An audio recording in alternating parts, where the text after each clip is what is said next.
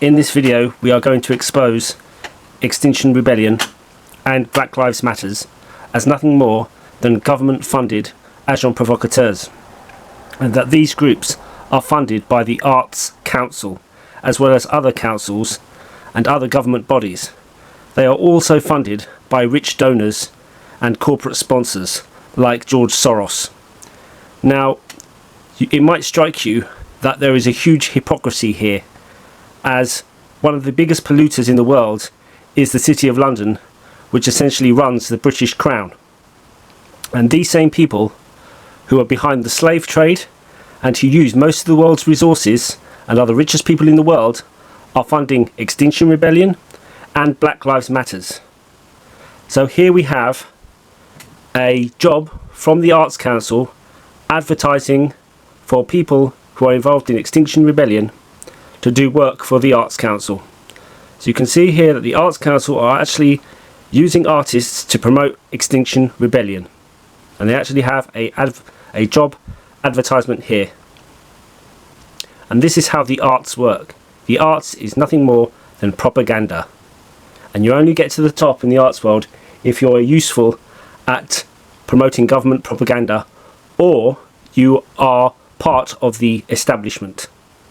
Okay, now here we have the Financial Times, and it tells you that corporate donors finance Extinction Rebellion as well as the British government, and that they have people in high places of universities that promote the agenda. So these universities are part of the propaganda which goes into financing and promoting Extinction Rebellion. Now, universities are places where British intelligence recruit its employees.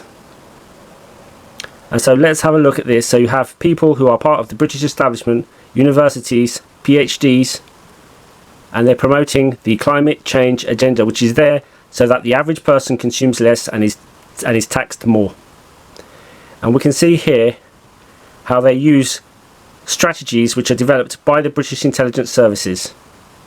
And they also use arts, performing arts like this, where they have an arts group to rehearse their demonstrations, just like Black Lives Matters. And so we have here in the Stage magazine, it tells you that Extinction Rebellion is funded by bodies such as the Arts Council of England. So the government, which represents the City of London, and these huge corporations which invest their money in China, are actually funding Extinction Rebellion. So the biggest polluters are the ones that are telling you not to pollute the world and to pay more tax. And this is a fact. So the Arts Council not promoting art, but promoting propaganda. You have Black Lives Matters here, promoted by the Arts Council, funded by the Arts Council, Arts Council of Wales, and of course they have huge corporate donors. Here we have the Tate, and we have a installation piece where you have people lying down. So the Arts Council fund artists to do these performing arts routines in the Tate and use it as so-called art, and then they use these performances in these paid protests like Extinction Rebellion and Black Lives Matters, as we will see here. So here's Extinction Rebellion doing the exact same thing, and Extinction Rebellion has coordination all over the world, so you can see how coordinated this all is. So has Black Lives Matters, and they are all doing performing arts as well, because they are all funded by the same groups. Then we have Banksy, and of course Banksy has done this stenciled mural supporting Extinction Rebellion. Now Banksy is funded by the Arts Council and the government. And the government, through the Arts Council, fund galleries to find anonymous billionaires, this is what we're supposed to believe, to buy his work. So they're actually making money out of this process of propaganda. And through the media and through their paid critics, they give Banksy airspace, which rises the price of his work. So they're actually making money out of their government-sponsored propaganda. So here we have Banksy promoting Extinction Rebellion. Here we have Banksy promoting Black Lives Matters. Again, these works will be sold for millions to anonymous buyers through art dealers and galleries sponsored by the Arts Council. And if they do not sell, they will always turn up in Tate Modern. So even more propaganda.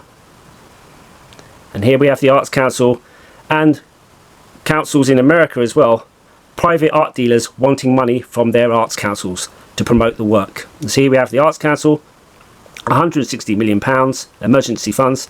Some will go to museums, but a lot will go to artists like Banksy who promote propaganda, and to private galleries who then buy the work and promote the work of Banksy. Okay, so they're actually making money out of their propaganda, but it's all propaganda. And you even have here Nicholas Sirota, who's the head of the Tate, who promoted these awful artists like Damien Hirst, which is all propaganda again, and he's chair of the Arts Council. So it's a huge nepotistic club, and it's all funded by the government and British intelligence, and it's exactly the same as what the CIA and the Rockefellers, they funded the American Expressionists. And it says here that the CIA made Jackson Pollock rich.